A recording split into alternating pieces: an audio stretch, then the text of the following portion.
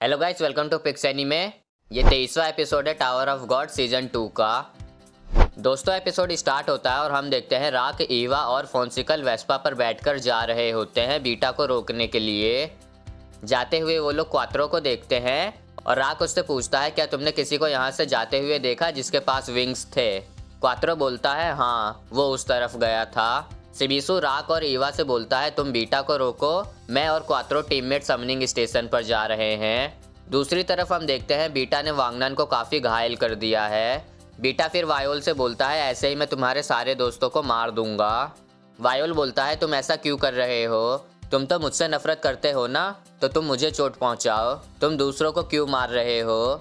Beta बोलता है, मैंने तुमसे बोला था ना, मैं ये सब कर रहा हूँ ताकि तुम्हें पता चले अपनों के खोने का दर्द। अब तुम वहीं पर रहो और देखो अपने दोस्त को मरते हुए। बीटा फिर से अटैक करने वाला होता है वांगनान पर, लेकिन राक उस पर अपना स्पीयर फेंकता है। राक देखता है वांगनान को जख्मी हालत में और उसका गुस्सा और बढ़ जाता है। राक बीटा से बोलता है, इसके लिए तुम पछताओगे। राक फोन्सिकल से बोलता है, तुम भी कुछ मदद करो।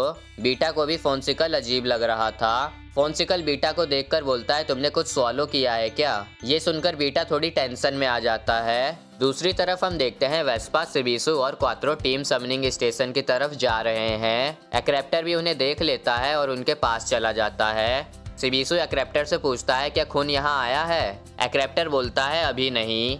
उसने कहा था कि अगर तुम लोग पहले आ जाओ तो टीम पॉइंट्स इकट्ठा करना। और वो सब फिर टीम समनिंग स्टेशन के अंदर चले जाते हैं। अंदर जाके वो देखते हैं कि अंदर कोई नहीं है। एक्रेप्टर बोलता है, मैंने उस स्नेक वुमन को अंदर आते हुए देखा था। नेक्स्ट हम देखते हैं मेई रिफ्लेजो को बताती है कि उसने मिया से बोल दिया था अरीना छोड़ने के लिए। मिया वही स्नेक वुमन है। मेई बोलती है, अब वो लोग पॉइंट्स इकट्ठा नहीं कर पाएंगे। रिफ्लेजो बोलता है, बिना पॉइंट्स के वो लोग वायोल को समन नहीं कर पाएंगे, तब तक तुम वायोल को ढूंढो। मेई बताती है कि उसे कसानो ने एक मैसेज दिया है।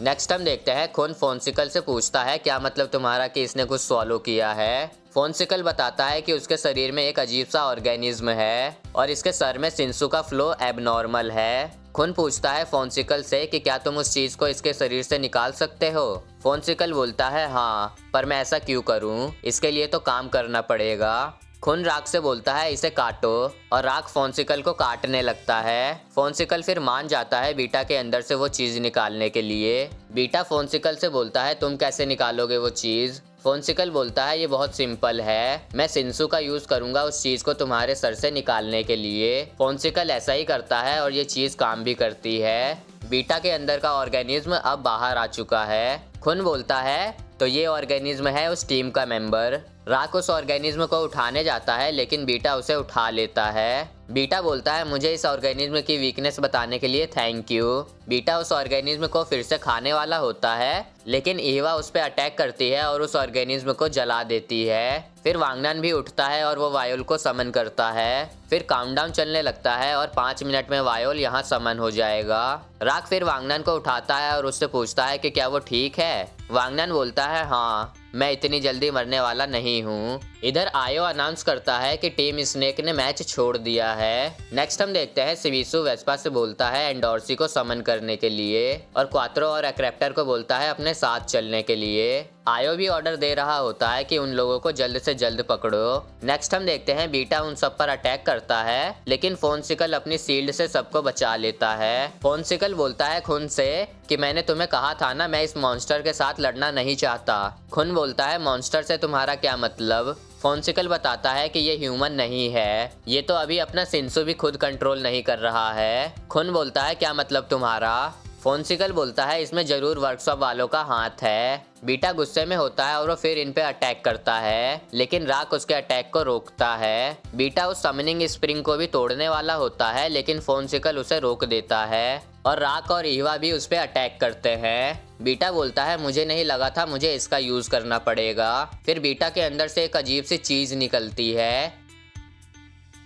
खून बोलता है, हमें बस 3 मिनट इसे रोकना है, फिर वायोल यहाँ आ जाएगा। बीटा बोलता है, तुम्हें लगता है तुम मुझे रोक पाओगे? आयो के आदेश पर वहाँ सोफिया आ जाती है कुछ सोल्जर्स के साथ बीटा को यहाँ से ले जाने के लिए। सोफिया बीटा से बोलती है, ये सब तुम क्या कर रहे हो? तुम मेरे साथ वापस लैब में चलो। बीटा बोलता है, तुम मुझे मत बताओ मुझे क्या करना है। क्या तुम देख नहीं सकती तुमने किस मॉन्स्टर को बनाया है? एमिली ने मुझे बताया कि मैं अब एक ह्यूमन नहीं हूँ, मैं एक वेपन बन चुका हूँ। बीटा उन पे हमला करने वाला होता है और खुन देख रहा है कि वो क्या कर सकता है उसे रोकने के लिए। खुन को पता चलता है कि टीम स्नेक ने मैच छोड़ दिया है और खुन सिबिसु से बोलता है तुम अभी के अभी मैच छोड़ दो।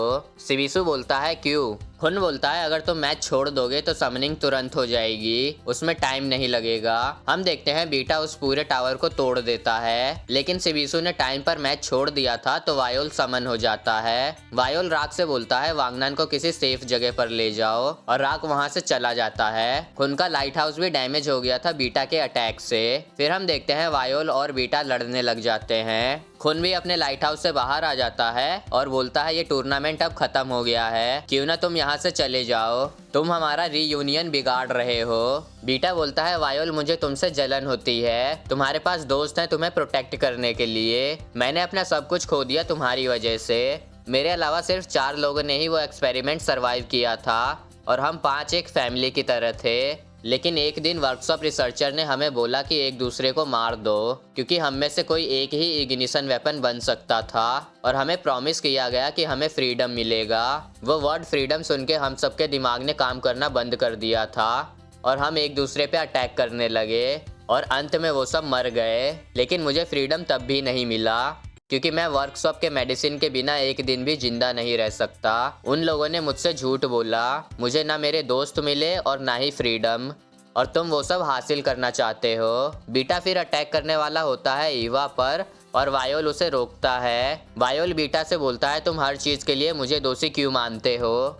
बीटा फिर वायोल से लड़ने लगता है। वायोल बीटा से बोल रहा होता है कि इन सब के पीछे फग है। वो दोनों लड़ ही रहे होते हैं कि वायोल बीटा पर एक जोरदार अटैक करता है। वायोल बीटा से बोलता है तुम्हें बस कोई चाहिए था जिस पे तुम अपना सारा गुस्सा निकालो और इसलिए तुम मुझे टारगेट कर रहे हो। बीटा बोलता है अपनी बकवास बंद करो और वो फिर से खड़ा होता है लड़ने के लिए। खुन एक शील्ड बना देता है वायोल और बीटा के बीच। वायोल बीटा से बोलता है अगर तुम ऐसा करोगे तो हम दोनों को तकलीफ होगी। बीटा फिर भी नहीं मानता और वायोल पर अटैक करता है, लेकिन वायोल उसके अटैक को आसानी से ब्लॉक कर लेता है। बीटा फिर वायोल से बोलता है कॉन्ग्रेचुलेसन, अब तुम्हारे पास सब कुछ है, दोस्त, आज़ादी, सब कुछ, तुमने सब कुछ पा लिया और मैंने अपना सब कुछ खो दिया।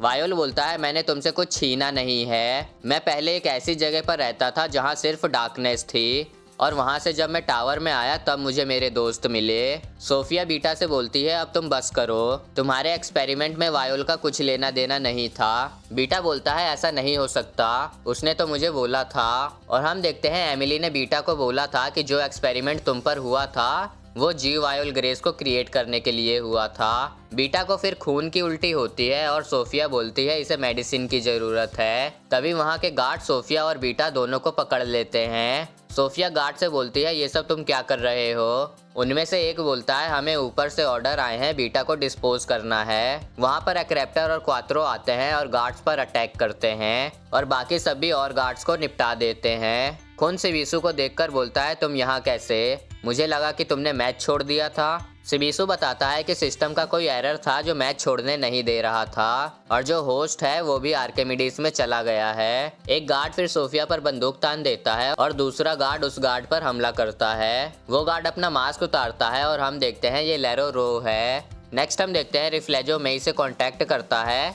और बोलता है बैटल के लिए तैयार रहो, मैंने सारे इंतजाम कर दिए हैं। और हम देखते हैं रिफ्लेजो ने हवारियो, होरियांग और नोवी को पकड़ लिया है। और दोस्तों ये वाला एपिसोड यहीं पे ख़त्म होता है। दोस्तों अगर एपिसोड अच्छा लगा हो तो लाइक करना और चैनल को सब्सक्राइब करना।